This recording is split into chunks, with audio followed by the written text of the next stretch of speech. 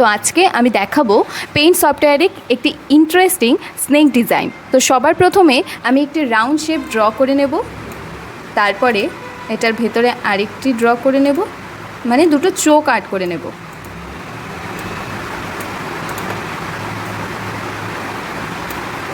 করলাম। এরপর curve shape নিয়ে এখানে মুখটা ড্র করে নেব।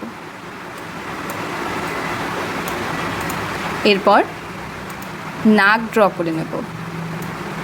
করলাম। তারপরে এখানে কালার করে দেব। তোমরা তোমাদের ইচ্ছে মতো কালার করে নিতে পারো। হয়ে গেল। এরপর সিলেক্ট অপশানে ক্লিক করে এই টোটাল রাউন্ড শেপটাকে সিলেক্ট করে নিতে হবে। তারপর এখানে সিলেক্টের নিচে ক্লিক করে এখানে ট্রান্সপারেন্ট সিলেকশনটাকে অন করে দিতে হবে। আমার অন করাই আছে।